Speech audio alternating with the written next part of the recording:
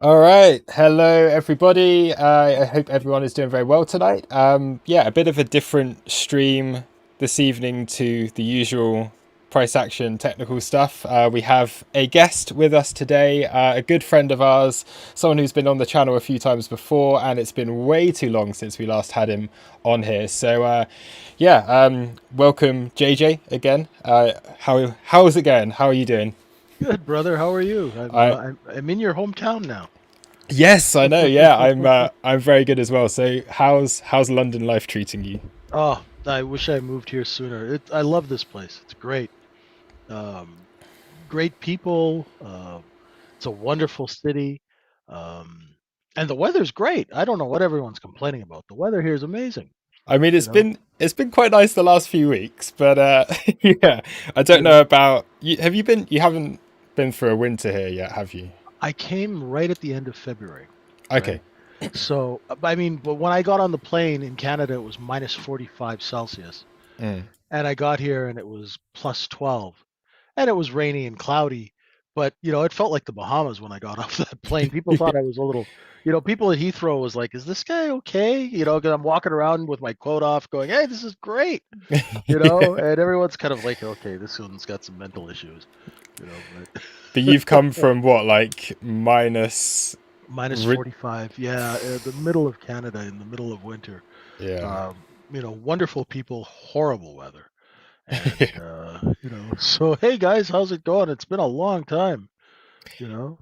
Yeah, yeah. So well, I'm glad London's treating you well so far. I've just seen in the chat like I've been saying for like the past few months like how much I want to get out of London and how much I want to escape, and then you've come along Everybody's here been like, oh, it's amazing, it's great. But I guess that's it's the thing. It's everybody here, they say, "Why did you move here?"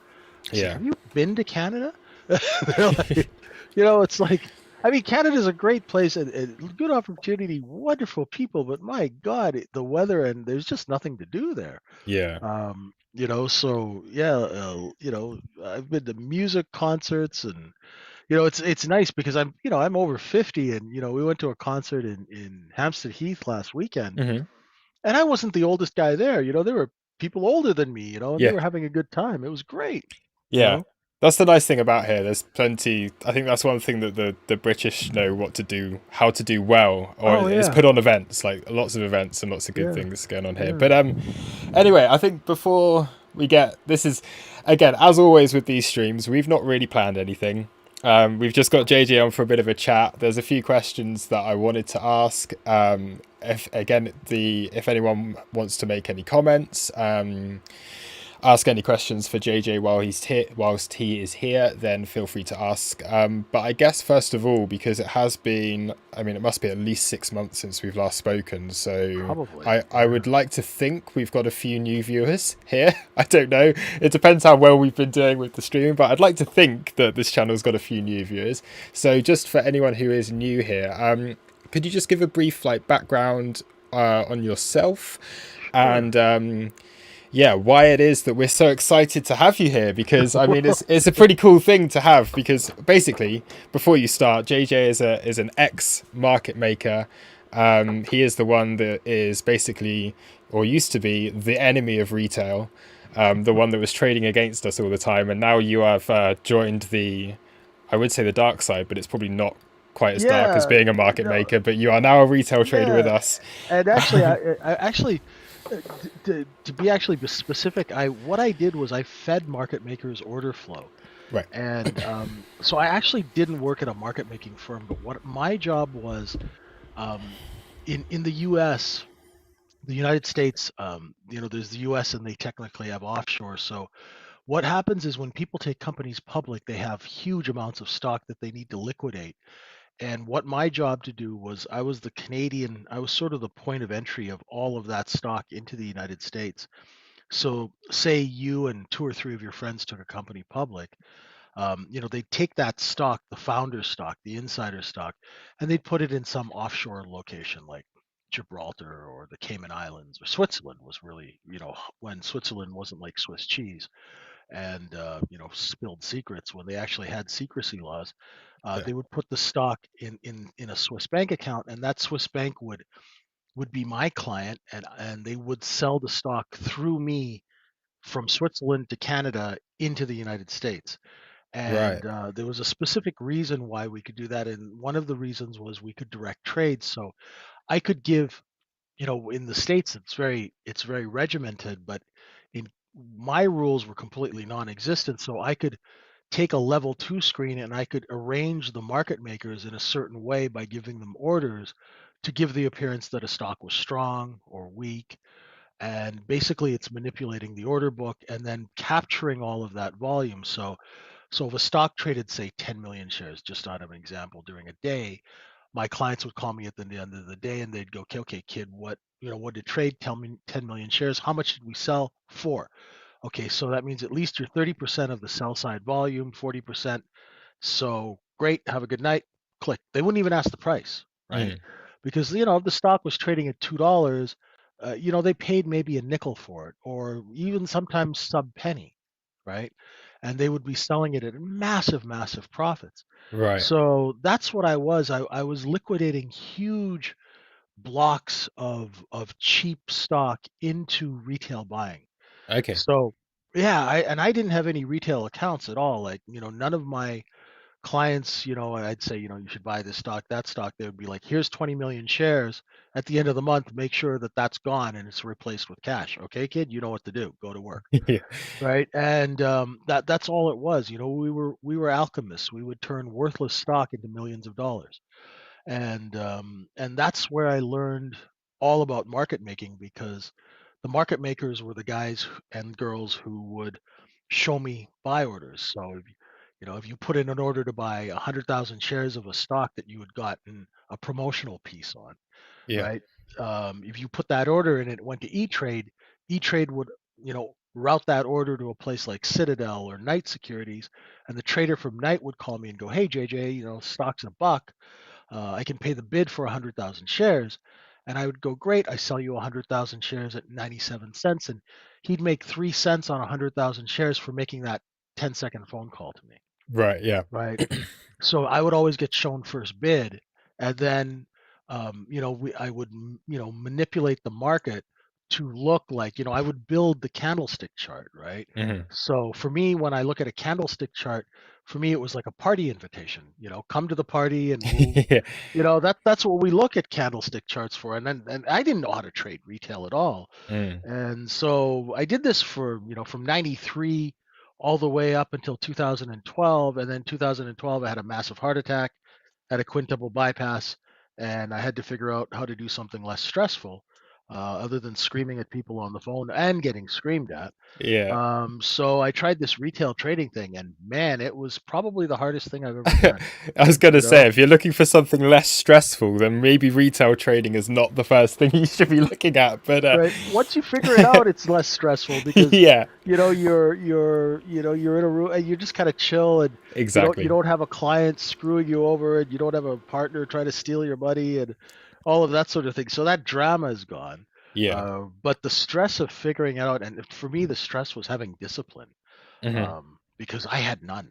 Yeah. I had no discipline at all. And as a retail trader, my God, I have so much respect for people who do this, because the discipline and the disappointment that you deal with, and the things that you go through when you're going through this journey, and you have no power, right? We're Yeah. basically scavengers, right? Yeah.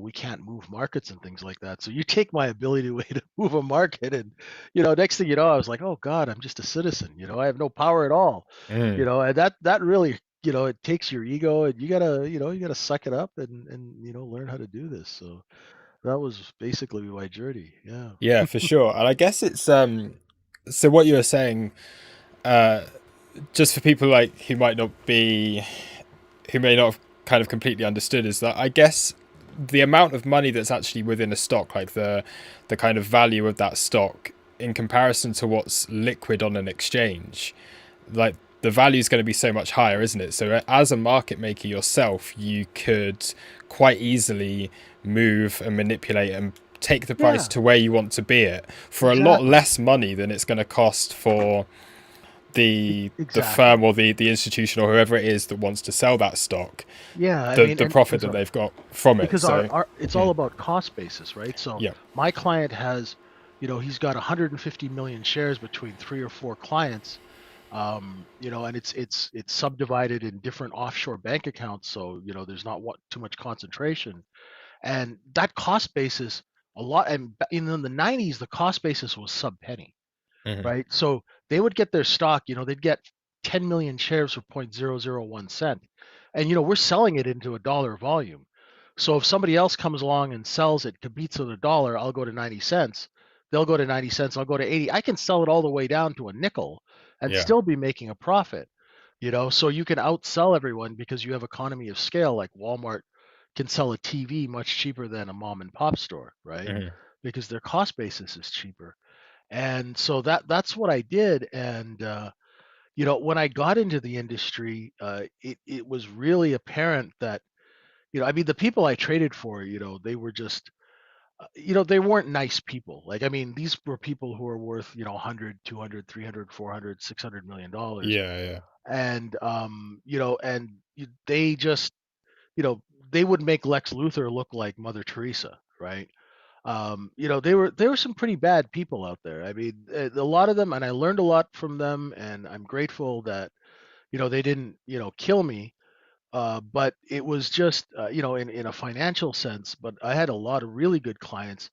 But these people, like make no mistake, they were ghouls, right? Hmm. And retail was just to be, all you do is bring in new retail so you can sell to, Yeah. right? It's a continuous basis. New blood is the lifeblood. Yeah. And I would be sitting there filling bids. And then after I left the brokerage firm, and the funny thing is, right after 9/11, my boss who ran the office that I was in, got arrested for trading for the mob. Right. So I was out on my butt, and nobody would touch me because guilt by association. Even though none of my clients were mob clients, I was painted with that brush, and everyone, Mm. one thing was everyone was scared to death of me, which was kind of nice, but nobody would hire me. So I went and I partnered up with one of my clients' sons, and we took companies public and did deals. Nice. Right? Yeah. Um, so that was really good. And, Yeah. we worked really well together for about 10 years. And then once we started making a lot of money, he kind of lost his mind and started doing really crazy things. And he ended up stealing like $20 million from me. Wow. Yeah, and he was like a brother. So that was hard. And Yeah. then, Yeah. so the stress of that, the money is really good, but the stress that comes along with it can really, um, you know, um, you can't trust anybody. That's the unfortunate thing. No. I think yeah, it's especially in these kind of markets as well when your whole business is money, Yeah. and if things start working out for you, it's the same as the trader as well. If things start working out and you start to make money and that's your whole business, it becomes like I guess everything that you think about. And it can really change you, like the personality that you've got, change you as a person, change Definitely. what your kind of goals are and what you want to achieve with everything. Totally. So it's quite hard Yeah. when you actually work with money every day and you realize that that is like becomes your life. It is your hobby. Like making Yeah. money is a hobby as well. It's crazy, and it yeah, it really does change people. And I've seen similar things where yeah, these markets they bring out the best and they bring out the worst of people because, like you Oh, say, definitely. you've got to learn discipline, and Yeah. I suffer from the same thing. Like I am not a disciplined person, but I had to learn it the hard way through Yeah, losing me money, too. Well, and then especially in retail. I mean, because yeah, institutional traders after the close, we go to the bar, right? yeah, Retail traders after the close, they're doing their journaling, they're looking at their levels, they're doing their research. It's a completely different breed of cat. yeah, And so that was the one thing. And I'm glad that I went through that because yeah, I have no regrets about what I did and the money I made and things like that. But uh, I should have been healthier. Like, the first time I've had a holiday is when I came here and my girlfriend and I took a couple of days off 2 weeks ago, and that's the wow, first holiday I've had since 1995. oh Right? wow, Yeah. So that was you know. And no, there was no Coke for me. I wasn't a drug guy. Uh, you know, Oh, in the chat, yeah. takeout food was the bad thing with us, because Oh, we never, that was really not healthy, right? yeah. I was gonna say just spoke to JJ just before we started, just saying how again like how we were saying JJ's just moved to the UK. I've wanted to move away, and I spent the last month over in Dubai, and it's the same there. Like it's just the way of life over there is almost like too easy. It's just designed for people who just don't care about what they spend, Okay. and it's like just every night just going out and just eating, because I like food. I like to eat good food, and it was just every single day just eating food and um, like just spend so much money, and yeah, it's kind of Yeah. crazy. Just yeah, Yeah, it was good fun. I've never been to Dubai. I mean, I've wired enough money there over my lifetime, I but bet, yeah. I've never actually been there. So, you'll have to tell us your experiences there, because the extreme wealth there must be just quite something else. Yeah, yeah, for sure. It's just it's a very like artificial place. It's all for show. Everything that's there, and it's all made to just basically party with your money. And Oh, everything okay. there's very, but as like it's quite exciting for someone who goes there for the first time maybe, Hmm. and goes over there. And if you can afford the lifestyle over there, then I mean it's an amazing place. But yeah, it's definitely good fun. It was eye opening being over there, and the opportunities and things that they've got there were pretty crazy. But yeah, I'm back to London now. Back to back to the real way, the kind of normal life back here. But yeah, so I don't know what else I was going to ask. I wanted to ask a little question about like the differences that you find between kind of institutional trading and market making that you used to do, Sure. and retail trading. What is like for someone again who doesn't really understand what the difference Sure. is? Like they may think that okay, an institution just Sure. goes onto an exchange and Yeah. trades, but what's the main differences Well, for okay, you? there's something called a wholesale market maker, right? Mhm. Now you guys have this, you have market makers in crypto, and they're very common in futures and stocks. And what they do is provide liquidity, right? So market makers, what they do is, say you go to buy a stock, for example, and the stock is $5, and you want to buy 1,000 shares of it. Now, what the market maker does is he or she will sell you that 1,000 shares at $5, even if they don't have it in their inventory. And an inventory is like a storeroom, right? So what that is they're letting you get what you want at the price you want, right? Now, if there were no market maker, you might get 100 shares at 5, 100 at 520, 100 at 550, that sort of thing. Yeah. And that way, when so you won't get all of your position at the same price, right? Hmm. So when a market maker sends you when a market maker um, fills your order, they're giving you the position you want, and even if they don't have it, they will short it to you. That's when market makers short a stock. Yeah. They don't they don't short a product for profit. They short it to you, so you get, it's called shorting to retail. Hmm. So say I only have 500 shares of this stock in my storeroom in my inventory. I'll sell you 500 of what I've got. I'll sell you 500 of what I don't have, and then I'll go on the bid at say 497, 498, and try and buy back that 500 shares for a couple of pennies cheaper. And that is the spread, and that's how I make my money. Yeah. Yeah, so you don't need to be working with big percentage swings. It's just you want to Mm-mm. buy. You've got large sums of money. You want to be Yeah, able to make small percentages yeah, you're often. you're making the spread, and you're running, the more volume you can run through that spread, the more order flow you get, right? The more flow, or what they say, the call. So Mhm. market makers in the old days, see, in the old days there used to be a Nasdaq directory of market makers, and it was thick like a Bible. Yeah. Now, if you looked at it, it's like a pamphlet, like 2 pages, right? Because the industry has gotten so consolidated, and there's a monopoly. There's maybe 6 to 10 large firms, and there's Citadel, Virtue, Susquehanna, Bank of America. And these firms monopolize between Citadel and Virtue. They capture probably 70 to 80% of Right. all of the incoming order flow into U.S. markets Hmm. worldwide, right? So if you get an order, they go to Citadel or they go to Virtue, and when you have monopolies like that, it's pretty significant, and you can really tell how how the world has changed that way.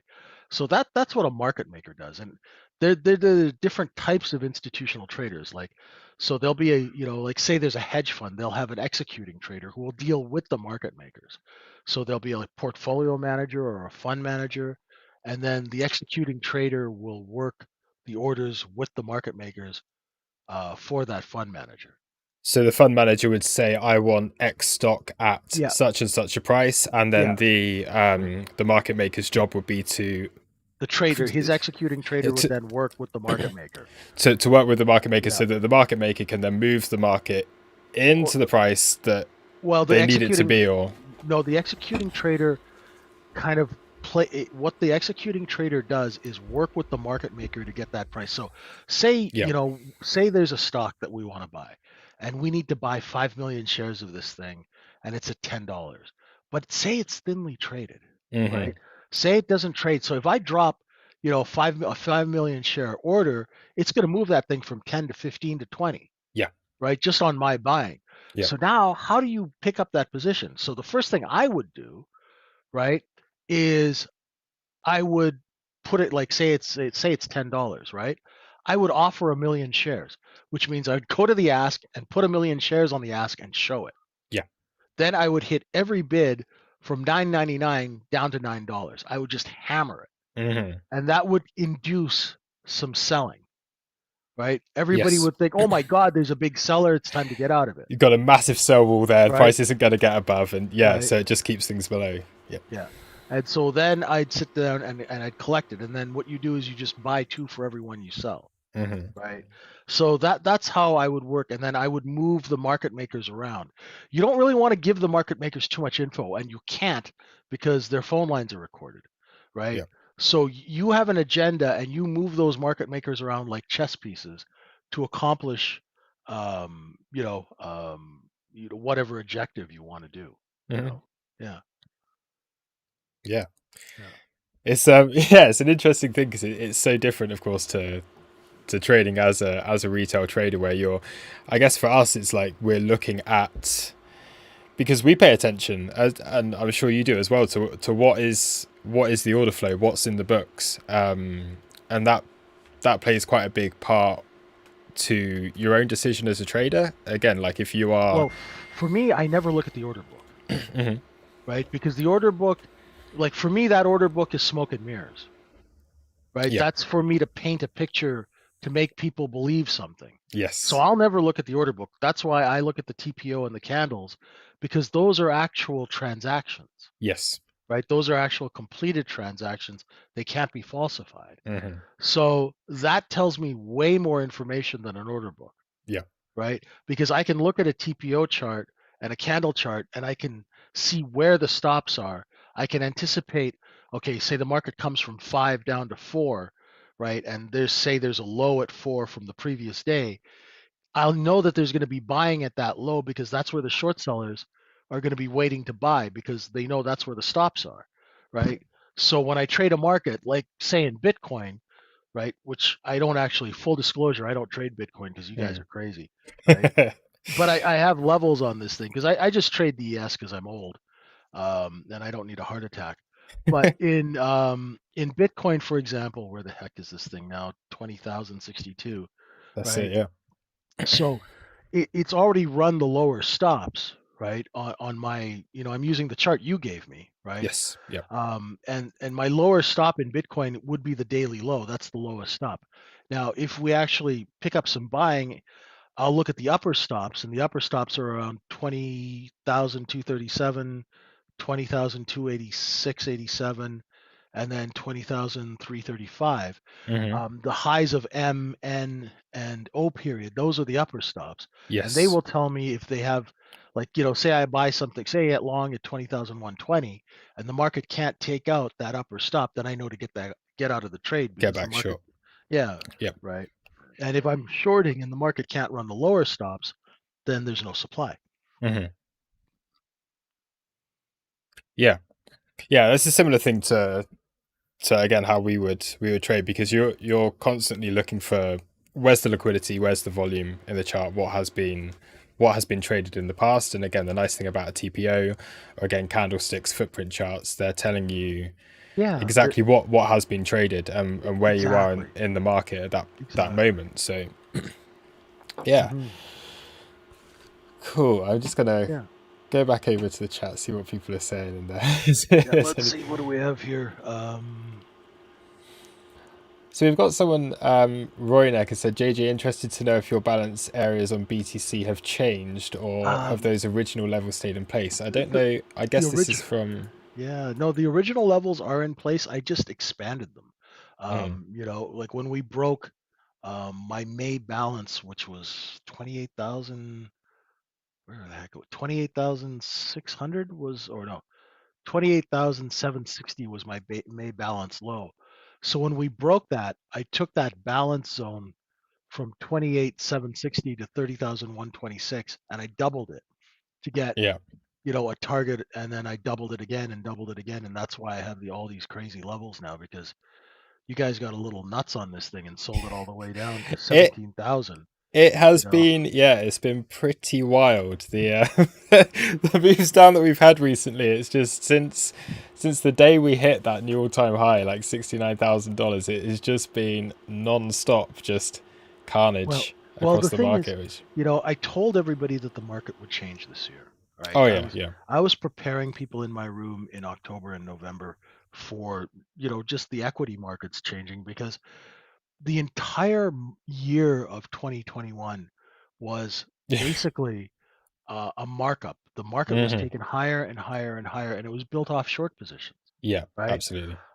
There was no real institutional, well, not institutional. There was no, see, there's a trader by the name of Linda Bradford Ratchke, and she has this book, and she's talking about, eating sardines and trading sardines. And I say the same thing. There's investment money and then there's trading money. And for the last 2.5 years, we haven't had any investment money in the market, because all the large money management investing firms like BlackRock, Vanguard, they all bought their Apple positions way back. Oh They have yeah, a yeah. billion shares of this garbage, and they can't add any more to it. And nor, I mean, Apple. Let's take a look. And they're not selling, and that's why the COVID crash didn't really crash the market. We went higher, Mm, because these firms, like say you have 800 million shares of Apple, right? It traded 58 million shares today. How in God's name could you sell your position in a market that doesn't trade that kind of yeah, volume, yeah. right? They're so long in these stocks that they can't sell them, and nor do they want to, because they have a 30-year time horizon to hold this stuff, right? Because BlackRock, they're buying it for pension funds, endowments, like the California, CalPERS, things like that. And they have a time horizon, so they think, okay, in 30 years, Apple's going to be making flying cars that are made out of tofu, and you can eat them when you get to your destination, right? Yeah. I mean, that's so that's why they're not selling that stock, and they can't, because there's no market to sell it. If somebody tried to sell 200 million shares of Apple in a day, the stock would be $5. There's just not enough liquidity Yeah, to sure. handle it, right?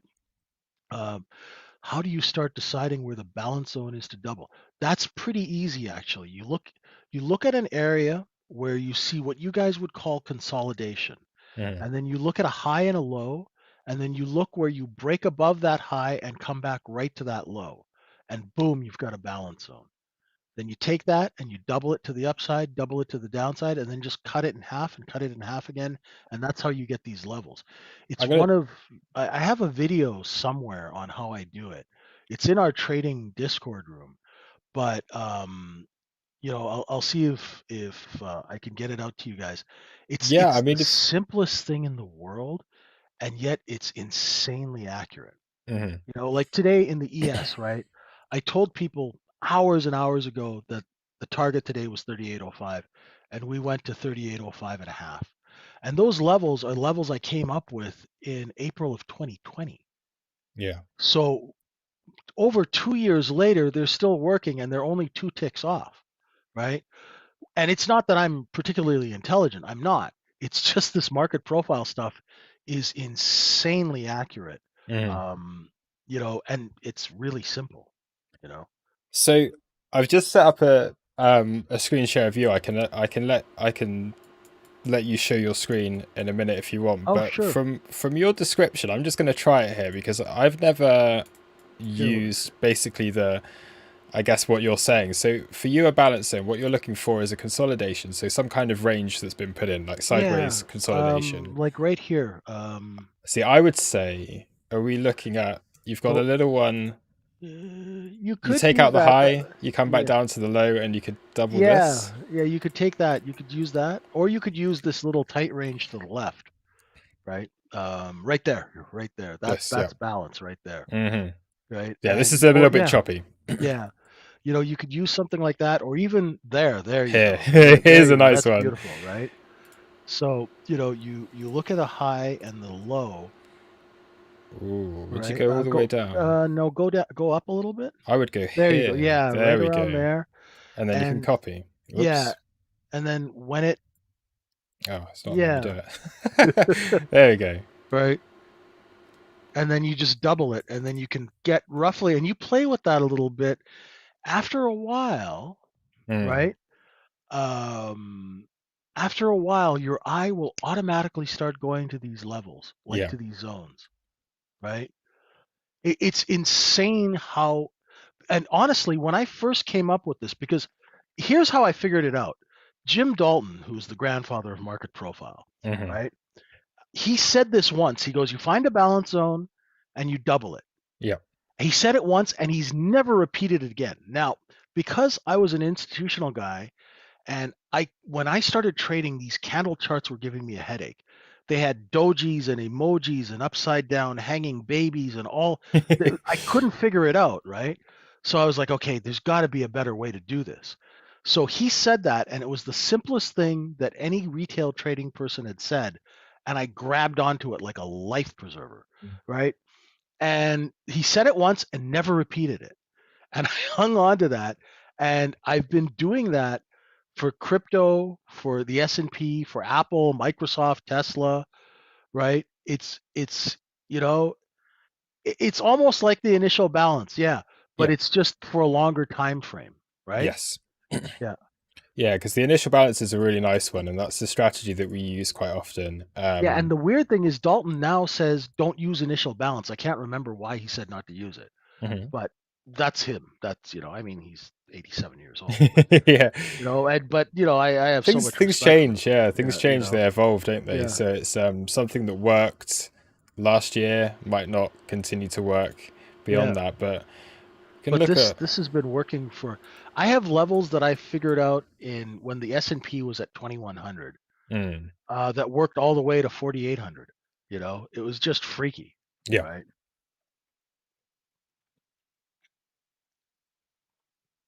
Oh, your screen is Yeah, it covered. is. It is. It's because I set up a screen share for you. So then Oh, the okay. All right. I had your little icon down there. That was done that. But I mean, if people are, is there anything you'd like to share? Any kind of Uh, if you want to go screen share or anything, or yeah, if you want to sure. I go through can. anything technical. Yeah, I As can basically show you how I came up with that crazy zone. Because let me just share my screen real quick here. sure. Here, there were a couple of stocks that were running over the last couple of days, this Dawn and this EDU. Mm. And what I did was, if you look at, whoops, sorry, yeah. Well, It's hang on. me. It's you. Yeah, right. That's There we go. We're back. yeah. There we go. I use this as a balance zone. What did I do? I looked at that high and that low, and that was really simple because I had to do this chart up really fast for my equity guys. Hmm. And then this was the balance zone, and then I just doubled it and doubled it again. And then you just cut them into halves and things like that. And you'll find that if you monkey around with them, the levels will work. Um, and what was another one I did? Dawn was another one where I came up with this initial balance zone, from I took this high and this low. right? And then just doubled it and Yeah. doubled it again, right? And once you get used to doing that, it's fairly amazing how accurate this stuff can be. Like here's Apple, and where was my initial balance zone was, oh my God, I think it was down here somewhere. And yeah, this was the initial balance zone. Then I doubled it to the up and top. And then you just get these levels because you just keep cutting them in half and half and half again, right? Mhm. And and you'll see, for swing traders, it's really nice because if a market comes down and it can't break a level, right? Then you start initiating your long, and that's your out, right? So if you're initiating your long, say at 129.50 or whatever, right? You're out, your danger zone is that's your stop, that's your out. And then you just take off position at every level up as the market goes up, Mhm. and it works really, really nice. It works really well on the S&P. I find that it works beautifully on the S&P. Yeah. And so any, like here's Microsoft and good old crazy Tesla. This is Sierra chart, which I use for equities. But it works really, really, really well. And the levels will be, here's Caterpillar, and you could see too that when a market comes off of a zone, right? And like when Caterpillar broke 194, well then everybody above 194 is trapped long, right? All of these people are trapped, and now it's going to take some time to clean all that inventory out, and you'll see how much supply there is by it coming down to these levels, Yeah. right? So do you have certain rules for how you're going to draw your balance zones? Because I was just seeing an interesting comment, and I would say the same thing for myself. Like, obviously, you can't. They're only going to work for so long before you go into a different phase in the market, and then you've got to redraw. You've got to kind of I rethink what it is that's working. that's Is that's there that's something in particular that you look for when you're that's what I finding these that's what I zones? thought. I've had some of these balance zones since 2014, Hmm. and I've never had to change them, Yeah. right? And the So from a reason the reason is because of electronic execution, right. right? In the S&P, like the levels you see on my chart right now, right? These levels that you see were derived.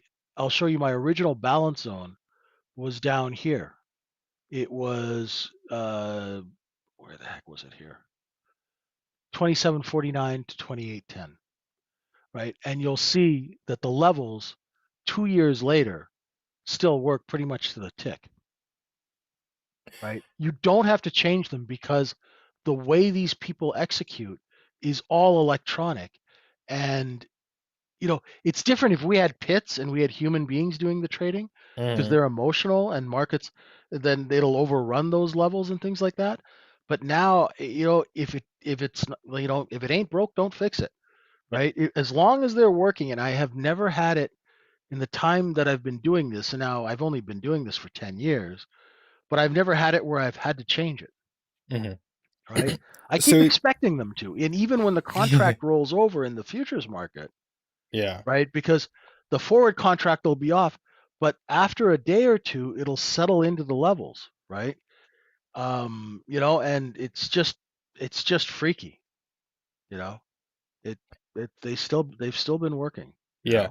and you're actively, so I guess you're able to trade these from a day trading perspective Day as trading, well and as. and then we have guys in my room and girls who swing trade. Like for Hmm. example, like we came up over 37.15, went over 37.75, which is called a look above.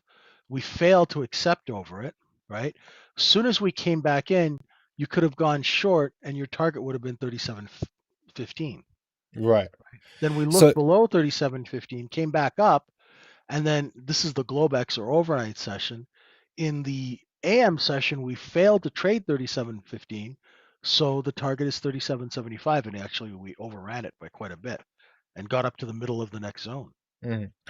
Yeah, So if I'm just looking at your chart, I'm just again, as someone that's like different kind of trading styles, and yeah. it's but it's really interesting for myself to look. So would your theory on, so allowing basically what you say when you have these levels here and you're Yeah, looking to take the opposite side of the trade. If you're long and you're wanting to go short, you wait for that look above a level and then you and can then take come a back. short. So is your kind of basis for taking these trades, allow the market to go as high as it needs to go, with these levels being the ones that are Yeah, what you're looking at. As soon as you kind of reach somewhere that is okay, so you have them, they're like little stepping stones. Okay, we've passed yes, that one, we're looking for exactly, the next. We passed exactly. that one, we're looking Yeah, for the next. yeah, And the moment when you look above and get a close below, yeah, that for you will be okay, cool, trigger, yeah, let's go for the opposite side of the exactly. trade.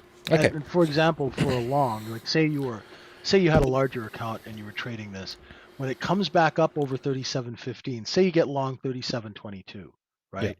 Well, your danger zone is that low, right? And your hard out is 37.15, Hmm. right? So say you're 5. Well, then you take a little off at 30, you take a little off at 37 half, you take a little off at 45, right? And that way you ensure that you always book profits. Now you can also use a candle wax chart on this as well Yeah. for shorter term trades. And what I have done is I'll use VWAP and the three standard deviations, Yep. right? And then I just have these levels as well. And for example, when I see a market, because for me, every inventory is all that matters. So Hmm. it's I'm watching 3784, right? I've got the 9 EMA and then VWAP is here in the first standard deviation. You look above and come back in. Yep. And as Absolutely. soon as it breaks 3784, right, I call that my pinata level because everybody who's long over 3784, once you break that, all the candy's going to fall out, Hmm. right? So that's where you initiate the short, right? Great, you could initiate it up here, but here as soon as you're trading on the side of inventory, because when it hits that, it's going to come and break, and then what you do is you just take off at every level to cover your short and book profits, right? Yeah. And the other thing I do to look for supply is say a market breaks, right? It goes up higher and it breaks, and say you want to get responsive long, if a market can't get back down and trade at VWAP, there's not enough supply Hmm. because you have bids sitting here from the short sellers and you don't have enough supply to fill those bids. So you're going to rotate back up, Yeah. right? Yeah. Yeah. The VWAP plays a big part in how I trade as well, for Yeah. sure. And I VWAP think yeah. the Yeah. standard deviations as well are pretty good on it. And I mean, Oh, yeah. if you can have, this is something that I always say as well, if you can have time and space spent like either above or below VWAP and you find the Yeah. price is coming back into it, to trade that bounce, because you can be Yeah. fairly certain, especially if Yeah. you're in a trending day. Yeah. And we've had instances of that over the past few weeks where you've had quite a strong trend for the day. If you've Yeah. spent 6 hours or so Yeah. 4 or 5% away from VWAP and you see his prices starting to come back in, Yeah. then you know there's a trade there. It's just one of those things that you just know there are orders sitting on it, and you can Yeah. go into the depth of market. You can look on the books and you can just see traders just positioned there waiting Well, because waiting for that yeah. VWAP to be hit. Now VWAP is an institutional benchmark, Hmm. right? Because we're judged as an executing trader. I'm judged by my executions with respect to VWAP. So say Yes. if you give me an order, say, okay, JJ, I need you to sell 1 million shares for me. My job is to get you prices better than VWAP. If Hmm. you say buy 1 million shares for me, my job is to get you prices underneath VWAP. So Yeah. tomorrow you're going to call me with another trade because if I botch that, that's it. I'm done. I'm fired. You don't ever get a trade from that client again. So VWAP is the institutional benchmark, and the other thing is like when companies do financing, say you had a biotech company and the stock was trading at $20 a share, and you wanted to raise $50 million. Well, we'd give you a financing, but we'd give it to you at a 30% discount to 14-day VWAP, Hmm. right? So that's how financings are done. That's how trades are executed, and VWAP is a place like, for example, in the ES right now, if you were short 3780, you'd be looking to cover at VWAP because that's where the buying's going to be. Yeah, I'd imagine we're probably there. We're right there on Bitcoin. I've just Oh yeah, gone on to the sure. Oh, and the standard deviations here on I'll go on to ES. Okay, ES isn't quite as far, but the S&P 500 futures on here, I've got a few lines.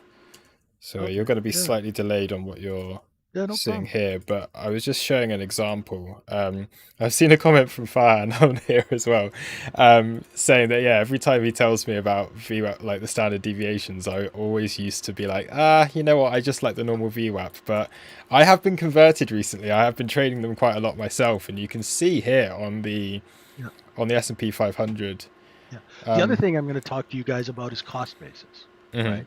Because the S&P 500, and I suspect crypto too, right? If you put that chart back on and you had your volume profile on the left-hand side, um, Yeah, shall I just yeah. set up? I'll go back onto screen share for you No, quickly, no, and we no, no. can. Go ahead and I'll show you. Like, just you had the volume profile and you took it off.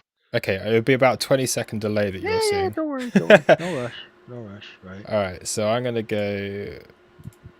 Let's just do the. Right. Because if you guys know about cost basis, right, especially in markets like the ES, because the ES is all inventory with wholesale and large traders. So what they're going to do is when a market falls, right? So as a market falls, the first people who step in and buy are short sellers, right? Mhm. Because it's a riskless transaction. They're covering their short, they're closing a position. So they step in and buy at a certain level, Yeah. right? That will start to stabilize price. Then the wholesale market makers realize that, oh, the shorts are bid and they get all the order flow. They get to see all the orders, Mhm. right? So they will sit there and they'll go, okay, the shorts are bid. Let's bid above the shorts, Yeah. right? And they'll soak up that supply. So here you see what you guys call a high volume node. That's the cost basis. So Mhm. what happens is these large traders, once they acquire those cheap goods, they take the market, they just stop selling. And then some order flow comes in and they just sell gently, gently all the way up.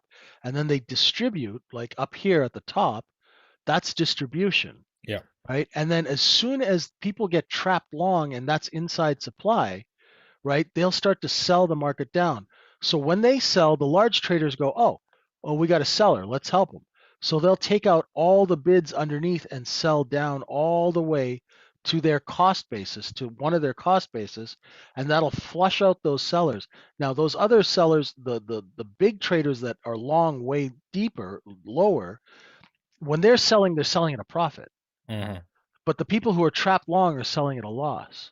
So what these guys are doing is they sell at a profit, they're cashing up, and then they buy those trapped long inventory with the cash that they raised from selling ahead of them. Yeah. Once they've got that acquired, then they take it right back up to sell it. They just stop selling, right? And that's why sometimes you'll see, like this morning was a perfect example because we do the London Open in ES. It was Mhm. a perfect example of when the market sold off and it stayed down and consolidated for a bit. Once the position was acquired, it took less than 10,000 contracts to move the thing 10 ES points, Yeah. right? Because once supply's out of the way, which we used to call overhang in the penny stock days, right? Once the overhang's gone out of a market, you can rip it really quickly higher Mhm. and then resell at higher prices. Yeah.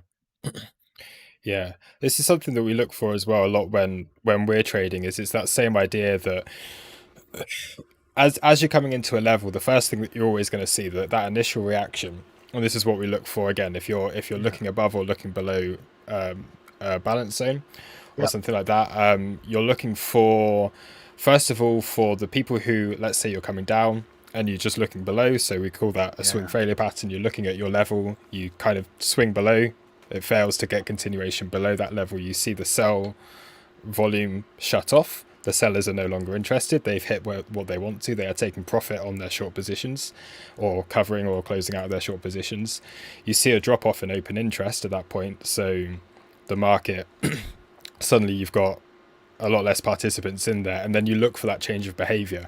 So you're looking for, okay, we've come down to a level. We can see the sell volume is reduced. There's no aggression continuing to the downside. Now let's see. Okay, that's gonna naturally get a little bit of balance restore back into the market, and then you wait for those buyers to start to step in. And you Hmm. see it so often. Every time that you hit one of these pivots, it's the same Yep. thing over and over Yep. again. You hit Yep. a high, you make a bit of excess at the high as you trap positions, as you stop people out. Yep. You drop an open interest, and then there's a change of behavior in the market. You go from majority sellers, and then the buyers start to step in, and it's just that continuous cycle, which is so fascinating with the markets that you can get. It's Oh amazing. yeah, So and yeah. once you understand that the lower stops are where the shorts are going to be waiting. I always say the Mm. shorts are waiting at those lower stops like a dog waiting for a sandwich to fall off the counter, right? And so as soon as you break that stop, right, it's going to tell you all about the order flow, because if it breaks the stop and comes down and then goes back up over it, that means the shorts are sucking up all the supply and the supply is running out. If there was a big seller, it would break the stop and continue going. And because the shorts, as soon as the shorts see supply, they're going to scatter like cockroaches when you turn on a light in a room. Because if I'm a short seller and say I'm short something at 7 and I put in a bid at 6, what I'm going to do is I'm going to put in what we call a lookout bid. So if I'm short 50,000 shares at 7, I'll bid for 5,000 shares or 20,000 shares at $6. And if I get filled very quickly on that, I know there's supply and I'll drop my next bid down to 550 or 570 or whatever, Hmm. right? But if I'm bid at 6 for 50 and I only get filled on 20, I know there's no supply. And then I'll have to creep my bid up, Yeah. right? So that's the actual mechanics of what's going on at these levels. Yeah. Yeah. Yeah. It's yeah. It's just endlessly fascinating, like the ways in which you can trade this market, and just the way in which it works, and how you get the movement is It's pretty it's amazing, yeah. and if you spend some time learning why price moves, Hmm. right, and how price moves, then it really helps you from getting turned around. Yes. And that Yes. that's a problem a lot of people have because they don't understand that there's a business that's actually creating the chart, Yeah. right? The chart is a representation of business transactions that are taking place, Hmm. right? And if you get a good understanding of that, it's really going to help you with your retail trading because, yeah, sure, we always get stopped out. That's just, that's a cost of doing business, Yeah. but at least we'll know, you know, if we get stopped out, we know, oh, okay, the order flow is a little heavier than we think it is on the sell side. There's a bigger seller, right? So then you reevaluate, right?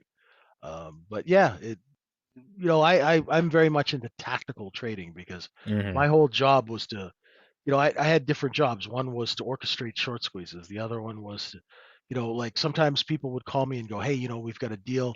There's four of us in the deal and someone's selling stock because every time we try and take the stock up, somebody's selling behind our backs, right? So I would do what we call forensic trading. I'd go in and I'd talk to my market makers and I'd find out where that order flow is coming from, Yeah. right? So that was another thing I did, right? Yeah. You know.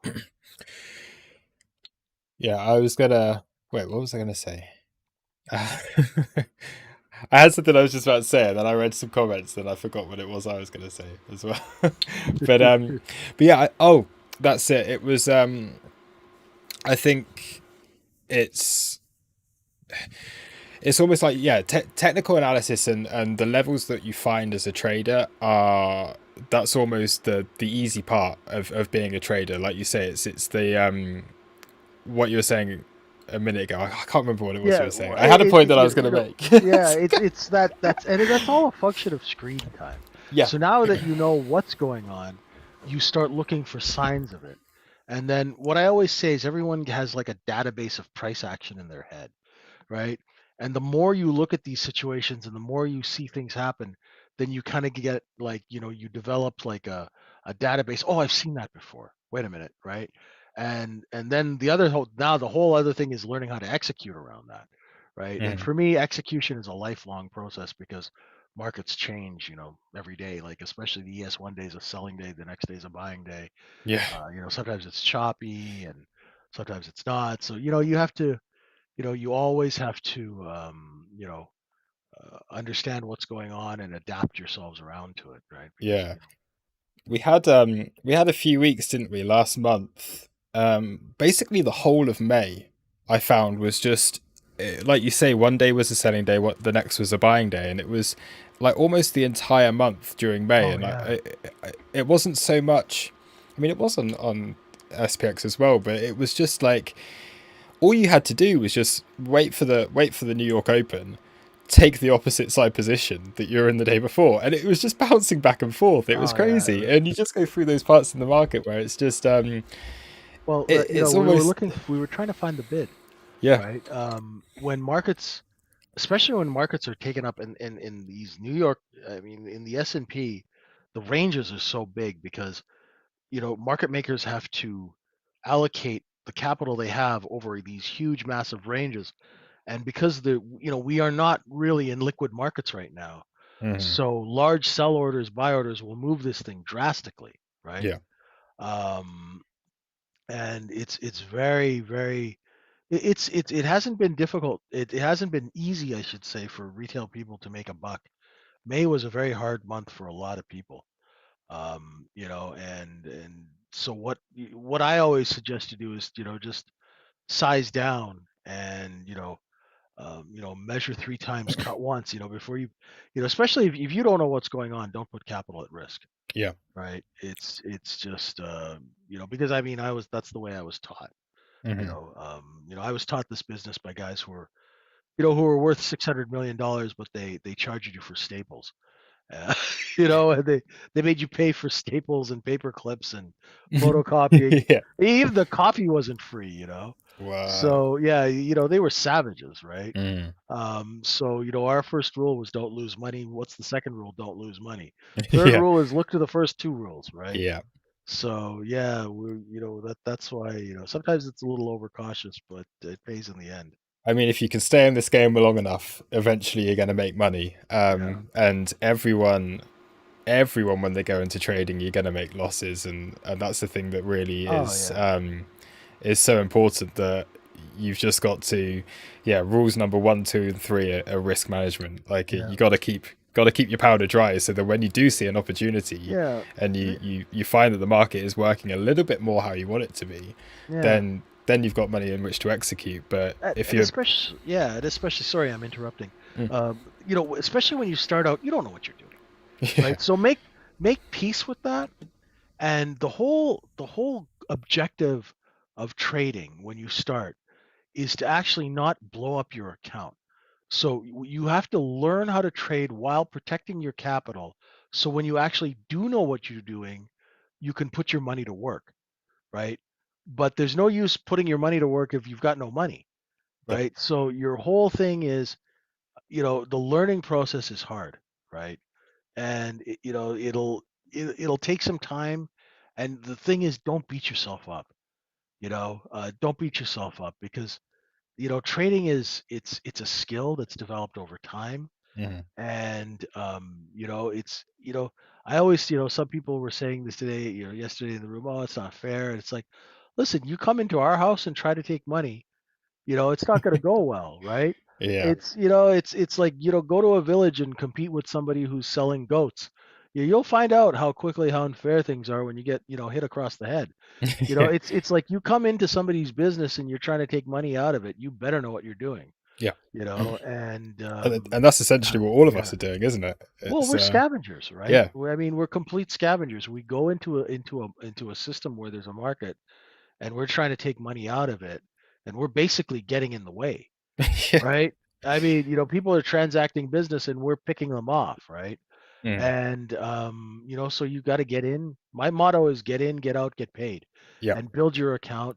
And for all you new traders, once you start getting consistently profitable, take money out of your trading account every week, yes, right? Don't try and build that account and go, I can trade with 50 grand, because you can't trade with size. no, Trade for income until you understand and develop the skill. Because, and the other thing too is, as an institutional guy, I never wired money into a brokerage firm. hmm, You never wire money in, you wire money out. That's not what brokerage firms are yeah, for, right? We put stock in, sell it, and get money out. Sell on Monday, get a wire Wednesday. Sell on Wednesday, get a wire Friday. Yeah. The only time I've ever wired money into a brokerage firm is opening a retail brokerage account, That's it. Yeah. right? Other than that, it's always one way out into my bank account. Yeah. And so always get into the habit of paying yourself, getting the money out so your ego can't get its hands on it, and trade for income. And that's that's the base way to do it. Yeah. Why don't I share my personal, because I've got a lot of clients who are still alive who are some very, very nasty people. You heard him And earlier talking about the and mafia, right? I'm telling some of their deepest, darkest secrets. Yeah. Like, I used to trade for some pretty scary billionaires, and they weren't mafia or anything, but they have enough money to get me whacked, right? And I don't feel like getting clipped. So, because on my business card it used to say your secrets die with me, and now I'm giving away all these secrets, and some of these people are still alive. Once they're all dead, I'll show my face, right? Sure. But yeah, because I've traded for some pretty scary people. That's Mm. why I don't show my face. Yeah. It's something that it's just easier for me. Makes my life easier. Yeah. You That know. makes sense. Yeah. Um, yeah. Again, I was gonna.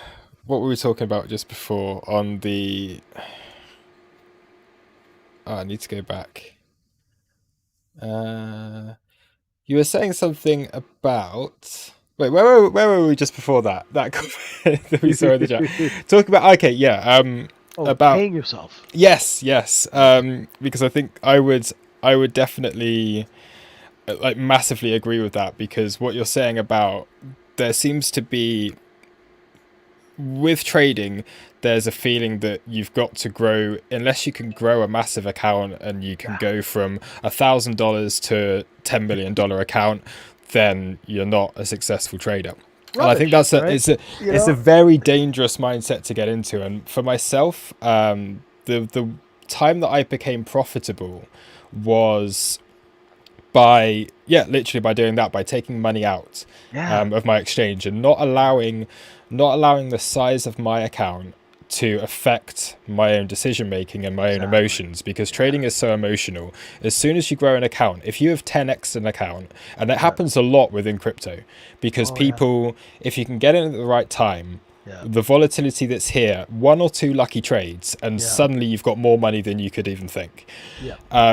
But if you start actually trying to trade with that size of an account, you're you're in massive trouble because you become so attached to that and you don't want to lose it, that then okay, you don't want to hit stop losses because it's more than Oh what yeah. you would like Yeah. to lose. So grow You know. gradually. Like Yeah. if you've managed to make 20% of on your account in 1 week, take out 10%, maybe keep a little bit in there so you're gradually growing that account size, but always be Exactly. just taking money out of the account. Always to get Yeah. in the be like the savages and ghouls who actually run this business, Hmm. right? If you ask a trader to wire you money, right? Good luck. You're never going to get it, right? Yeah. I had a client who made, was it $14 million in a week, and he didn't pay the guy who painted his fence, right? So these guys are just, don't, just take your money and hoard it. Be Yeah. a savage, cheap old bastard. Yep. Seriously, right? Just hoard your money and trade for income. There is nothing wrong, because what I do is I teach our guys, they make, $300 here, $500 there, $800, 20 trading days in a month. You're making an income, right? Mm. You're paying your bills. You do a couple of quick trades, right? And you're in and out and you're gone, and you're not watching the screen for 20 hours a day. Yeah. You get a life, right? How do you become a market maker? Well, nowadays you have to go and become a data scientist and get a job at Citadel, Yeah. right? And that, it's hard. You don't want to be a market maker now. It's now is not the time. What you want to do is you want to get onto a prop desk, right? And prop is the way to go right now. Market making is it's a really monopolized business. There's three or four firms you can work for, and unless you are technically proficient and can write code and stuff like that, it's different. Back in the old days, market making was all about relationships, right? Yeah. If you were a market maker, you'd take buy side clients out for dinner, spend 20, 50 grand on them in a night. Take them to these expensive restaurants and court their order flow. But that's all Yeah. changed now, right? That world is all gone, Yeah, we're right? not in a world now where humans are market makers either. Well, It's like exactly, the right? And the yeah, market makers now are the quant guys who are yeah, coding yeah, the computers and the yeah, bots to take the exactly, trades and to execute based on right? rules that they have figured out. Yeah, and it's Um, much more efficient mm, because an algo can hit 300 bids in the time that it takes me to hit 10 or 1, right? mm. The speed, it's like a PDK transmission in a Porsche, right? It can shift, within a blink of an eye, right? So the speed is there, the efficiency there, and the other thing is, you don't, you don't have to bail algos out of jail at 3 o'clock in the morning. You don't have to Yeah, put them in rehab because they have drug problems, I was gonna say the right? same. Yeah, you don't have to worry about them getting drunk on the Exactly, job. right? Yeah, you know, it's they don't have to sleep, yeah, they don't have to sleep, which is particularly useful if it's crypto, which is yeah. 24 hours. God, that So. market, that market is, I don't know how you guys trade this thing. I mean, I'll come up with my levels all day for you guys, but staying up at, I already did 20 years with sleeping 3 hours a night, so you Mm. know. Yeah, sure. I just see the comment from Roydek about one to one extensions is another one. So if you're looking at like balance zones being quite similar to Fibonacci, if you're it's a similar thing like doubling the profile and then you find your one to one the double of the Oh, is move that that you what that had is? Oh, okay, previously yeah. and things I like know, I know a lot of people who use fibs and are very happy with them. I've that. never actually used them, but I hear good things. Yeah, Yeah, yeah, it's a similar kind of concept yeah. because you can stack them and look for your extensions, Okay. but it's just different values, I guess. Yeah. I always thought that'd Yeah. be a cool last name to have. Hey, I'm Fibonacci. Fibonacci.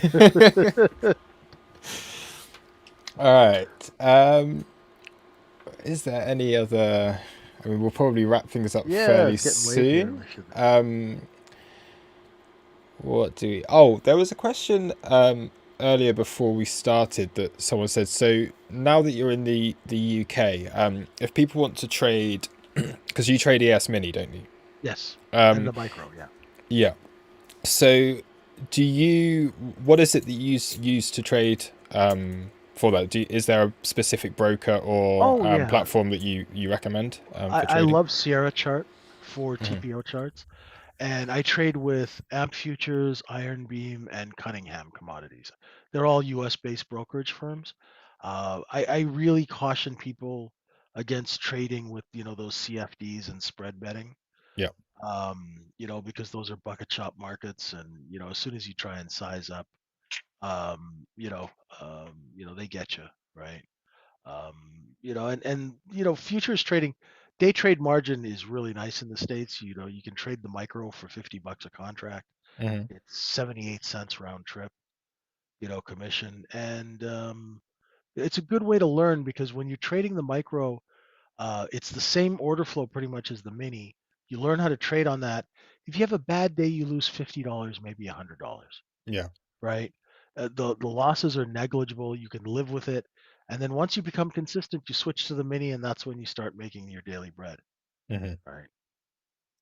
And are those is that available in the UK as well now that you're here? So, Oh or yeah, did you? definitely. Yeah. Yeah, it's I have a lot of UK friends who are open with AMP and Iron Beam, and yeah, there's some great firms. You guys can just contact me on Twitter, or some of you guys might be in my room. You know, yeah, definitely. You know, oh, that's I was gonna bad. say. No, I was gonna say. Sorry, I just. Yeah, if anyone does want to find JJ, I'll just bring this up on the screen quickly.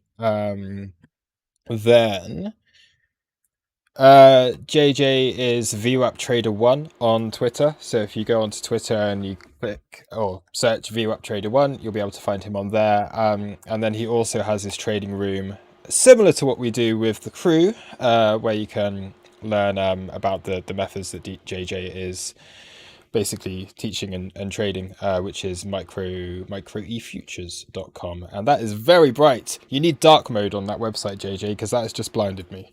Is it? Oh, okay. Yeah, well, tell Steve. Yeah, He does all the hard work. I just, I just look at these pretty charts all day. Steve does all the yeah, hard work. Yeah. yeah, Yeah. yeah. Well, yeah, I think Oh, unless that we've is bright. got, Wow. yeah, it is. Oh, one thing I did want to do, just a bit of fun. Let's say macro view on the market. So obviously we had last week was kind of crazy with everything that was going on, inflation data being pretty Yes. high, 75 basis points increase on with interest and everything. And then today we've had Jerome Powell again had a speech. We actually did the trading room today. Within our trading room, we were watching the Jerome Powell speech earlier on, trying to basically calm the markets down, which gave us a little bit of a rally on the open.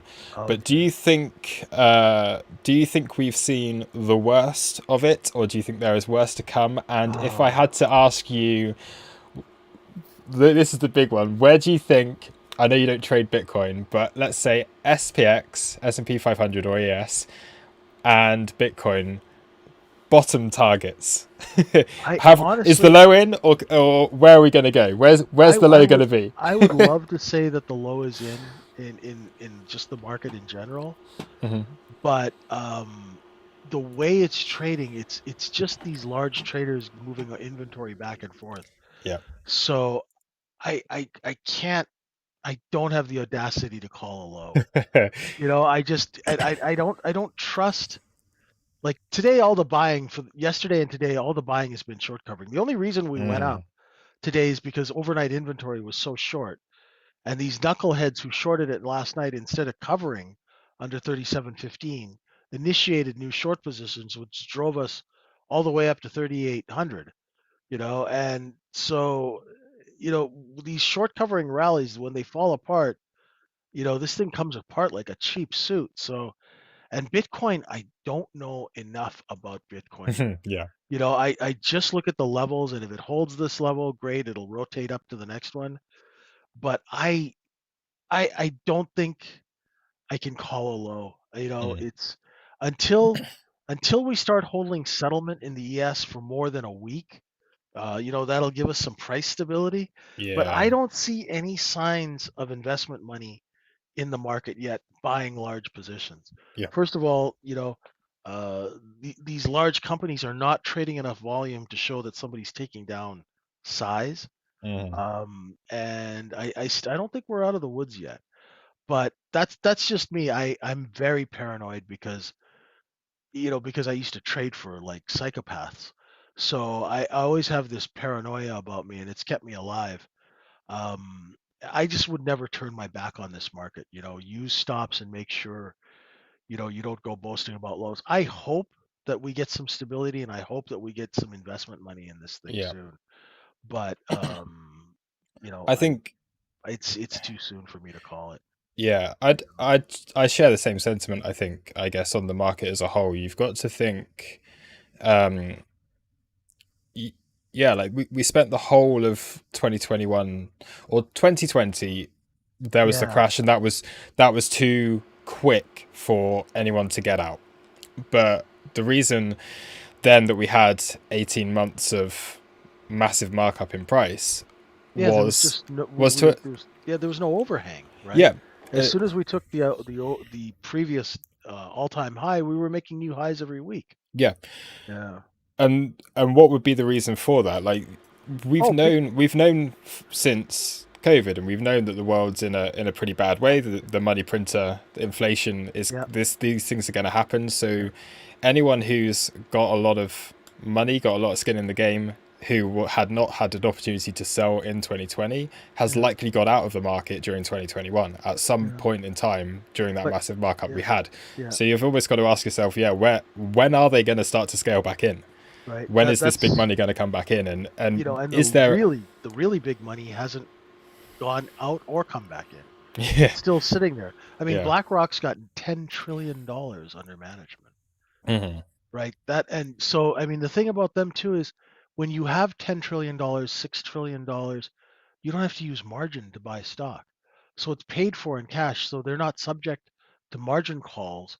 So it means they're never selling, Yeah. right? It's like, you own your house, it's paid for, you never have to sell it. But if you have a mortgage on your house, and you can't meet your mortgage, they take your house away, right? Yeah. Which is basically a margin call, right? And so right now, we have these massive ranges because there are very, very large traders with huge amounts of money, just insane amounts of capital that are just bullying this market around. Mm. And we know because we have one of them, one of the guys in our room, he was trading with $800 million and he just sold his firm.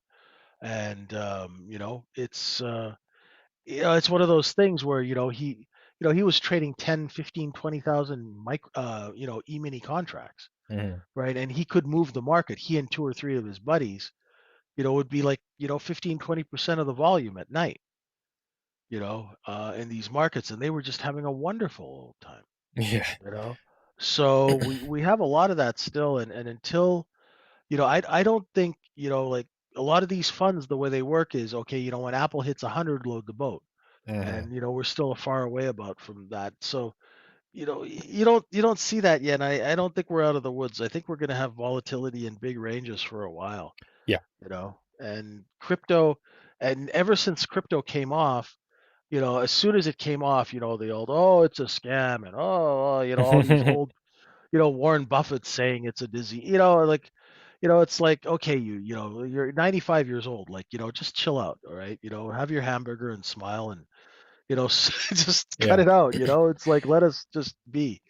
And I don't know. So we'll see. And we'll see what the next round is. I'm very curious to see how crypto makes itself out, because the leverage. That's the only thing that scares me about these markets is the leverage. Yeah. So You what you were know. saying about Citadel and BlackRock and things having so much that they don't need to leverage up on Yeah. positions. In crypto, we've had one of the biggest institutional investment kind of firms, I guess, one of the biggest entities in the market, called Three Arrows Yep. Capital. They had, I don't know the exact figures. I haven't looked enough into it, but I think it was around about $16 billion of assets under management. Yep. And what they did when price came down to around 25K is they put in a leveraged position on, I think, around about 80% of their entire holdings. So they went leverage long. When you've already got $16 billion, they tried to go leverage long on Bitcoin, and then they found themselves getting margin called as price was coming down to 18, 17, 18,000. So there was an exchange that had to liquidate them for $16 billion Yeah. last week. It's something along those lines, which is just insane. It just shows the greed that is within this market, that Well. one Oh of yeah. the biggest players in the space that Yeah. could, like, why do Well. they need to trade on leverage? And that's just the Well. crazy thing that's within Just crypto, is people look at are doing that. look at Archegos and Bill Wang, right? He's a fund manager who went and got $10 billion in leverage from four different prime brokers, and they didn't know that each one didn't know that the other had loaned them this guy $10 billion, and he went nuts with it and lost like $40 billion, Yeah. right? Because these guys, they get drunk on their power and being the number one trader and being, and they just it I've seen it. Like, I had my best friend, we were making a couple of hundred grand here, a couple of hundred grand there. As soon as we were starting to make 10 million a week, he just completely lost his mind. Mm, So I've seen how that affects people. Just think about billions, right? yeah. 10 million a week is peanuts compared to what these guys are doing, right? Yeah. So it's, the leverage and that ability. I mean, look what Brian Hunter did with the natural gas market. He Mm, lost $8 billion of other people's money trying to corner the natural gas market, 5 or 6 years ago or 10 years ago, right? So these guys are always, and the thing is, when they blow up, they go, when we blow up, we're homeless, right? When mm. hedge fund managers blow up, they go to France for a month or a year, right? Have a holiday, and then they come back and open up And under do a it new all again. name, and Yeah. and people give them money, Yeah. right? So they go up, they blow up, they go to Italy, have a nice day, have a nice Yeah, vacation, just keep right? the head down for a little bit. Don't Exactly, wait right? for the backlash and the anger to die down, Exactly, and then it's exactly, cool. I'm not liable. It's fine. I'll just go back and I'll exactly. do the same thing again Yeah, in next year. exactly. Yeah. Yeah, Anyway, that's yeah. awesome. It's mad, and there was Yeah. it was quite interesting actually. Again with crypto, the one of the talks or the speech that they had with or the Jerome Powell speech that was today was talking about stable coins and how Oh, really? banks regulation, basically the regulatory framework within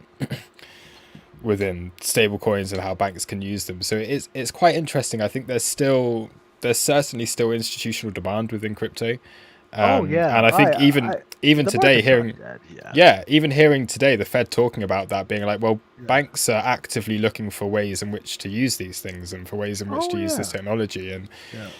it's Yeah. It's yeah, it's not going. It's not going away. I mean, people got a little bit of a dirty licking, but oh yeah, but that's finance, right? As my buddy from Shadow Trader Brad says, some days you're the pigeon, some days you're the statue. It's just that's the crazy. This is crazy business. yeah.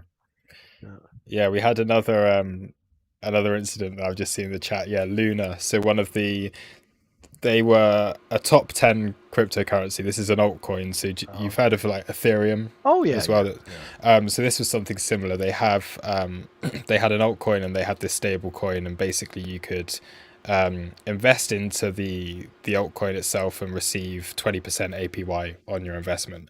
And everyone was just throwing money at this thing, like 20% free money, free money. So you put in 100 grand, you're going to have 120 by the end of the year. And people were just throwing money at it. But it had, as soon as the crypto market started to unravel, they based it all off of one of these stable coins that was algorithmically pegged depending on, okay, if a certain amount of this Luna is sold, then we'll buy a certain amount of this UST, which is like a US dollar pegged asset, Hmm. and it keeps the balance there. So it means that value always remains the same. But at some stage during the crash, the stablecoin that was pegged to the dollar lost its peg, went down to around 78 cents, and then people started to panic. So they were pulling liquidity out of the whole ecosystem, which then caused this massive death spiral, and the Oh man, entire thing just got wiped. All that money, just jeez. billions and billions and billions of dollars, people's entire life savings just completely wiped out, Yeah. disappeared, no way to get it back. It's just, Yeah, yeah, some of the it's some of these things are just it reminds me of the penny stock scams and days back in, but the extent of the losses is just, I hate seeing people lose money, but mm, that's, what are we gonna do, right? It's you know when that's it's the Wild West, yeah, and that's the game we play, and that's why, like you say, as a trader, your your objective is to get in, get out, get paid, and not think. Yeah, you just take it level by level. Yeah, and Where's the market now? Where's it going to be next? Where do I yeah, want to get in, and where do I want to get out? And yeah, that's my thing, it's like I've always said, we're always just one trade away from humility, hmm and so always remember that, folks, and protect your capital, don't put everything in one basket. yeah. I have to find. Yeah, we'll wrap things up, I think, now, unless anyone Sounds good. else has any questions. But I'll try and find this. I don't have it pinned anymore, but basically this this Luna trade I was talking about, I had a short position on that from when it was at its all-time high and shorted it all the way down to zero, which is going to be one of those trades that just sits with me forever as Oh, being that's like, good. that was one of the greatest trades of all time. But for a lot of people, yeah, lost a lot of money. So Wow. I can't find it. It's fine. I don't need to show that on the screen. But yeah, All right. cool. I think, yeah, I don't think there's anything else from me that I really want to go over. I think I'll let you get back to your evening. And I will Thanks so thank much. you. I'll thank you again for joining us. It's been a pleasure Thank as you so always much for to. having me. Thanks for everyone for being with us. Really appreciate it. That's all right. Thank you. So yeah, we'll keep in touch and we'll do this again soon. Sounds great. I hope. Great. And maybe we'll grab a beer or something in London. Yeah, sounds when, great. Love to. Perfect. All right, great. Thanks a lot, JJ. Have a great Great night, day. and I'll You speak to you too. soon. Cheers. All right. Bye Bye. for now.